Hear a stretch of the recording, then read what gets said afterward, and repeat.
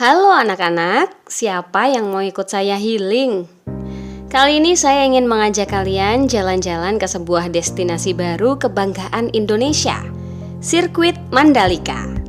Selain keindahan alamnya, struktur aspalnya yang istimewa membuat Sirkuit Mandalika kini menjadi andalan masyarakat Indonesia, terutama penyuka MotoGP. Eits, tapi bukan hanya aspal Sirkuit Mandalika loh yang punya struktur berbeda. Semua jenis teks juga punya struktur, termasuk teks deskripsi. Jadi sebelum healing, ayo kita belajar dulu. Struktur teks adalah bagian-bagian penyusun teks yang merupakan satu kesatuan. Setiap unsurnya tidak dapat dihilangkan atau digantikan. Setiap teks memiliki struktur yang berbeda, itulah kenapa jenis teks sangat beragam. Perbedaan struktur pada setiap teks juga dipengaruhi oleh fungsi atau tujuan teks tersebut dibuat. Nah, karena saat ini kita masih belajar teks deskripsi, jadi ayo kita kenali dulu struktur teks deskripsi sambil jalan-jalan ke Sirkuit Mandalika. Simak baik-baik ya.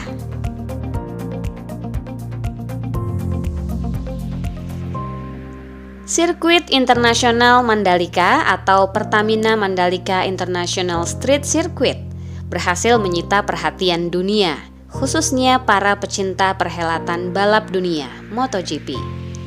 Sirkuit balap kebanggaan Indonesia ini terletak di kawasan ekonomi khusus Mandalika, tepatnya di Desa Kuta di Lombok Tengah, Nusa Tenggara Barat. Bukan main-main, sirkuit ini berhasil meraih 3 rekor muri.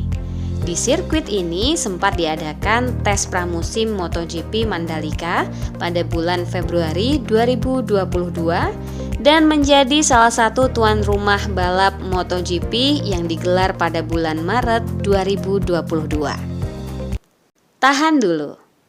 Yang baru saja kalian simak adalah contoh bagian pertama dari struktur teks deskripsi, yaitu identifikasi.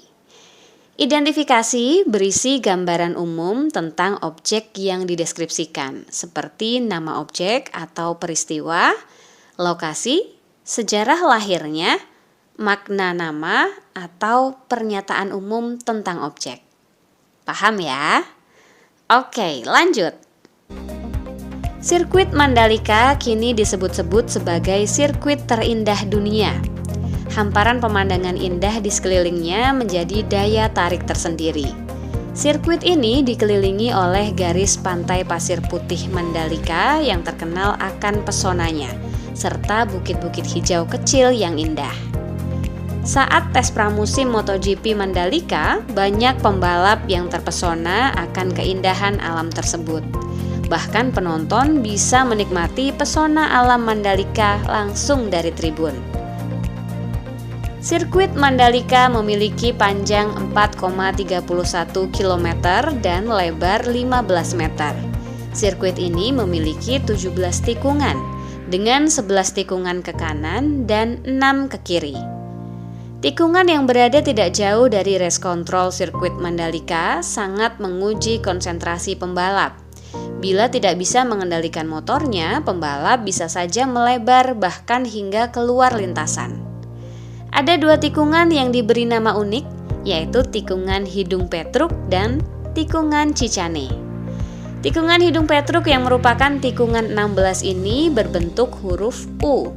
Sementara tikungan Cicane yang merupakan tikungan 2 adalah tikungan ganda yang tujuannya untuk mengurangi kecepatan para pembalap.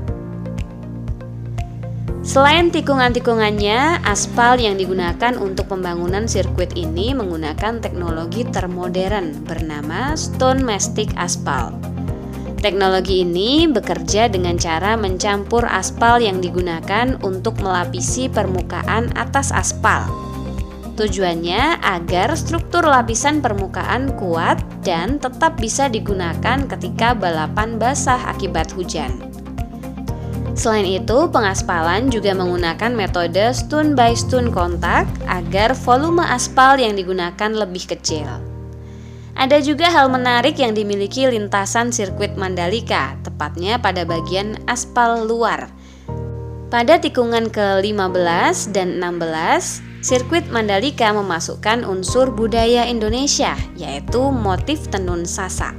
Motif ini dihias dengan mengusung corak Subah Nali. Stop, berhenti dulu. Kita bahas bagian struktur teks deskripsi yang kedua. Seperti yang baru saja kalian simak, saya memaparkan secara terperinci bagian-bagian objek. Saya menggambarkan dengan lebih terperinci dan disertai gambaran-gambaran yang lebih jelas. Ini disebut dengan deskripsi bagian.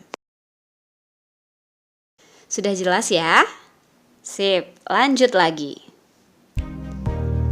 Sirkuit Mandalika yang disebut sebagai destinasi super prioritas karena keindahannya ini tidak hanya menjadi kebanggaan masyarakat Lombok, tapi bagi semua masyarakat Indonesia.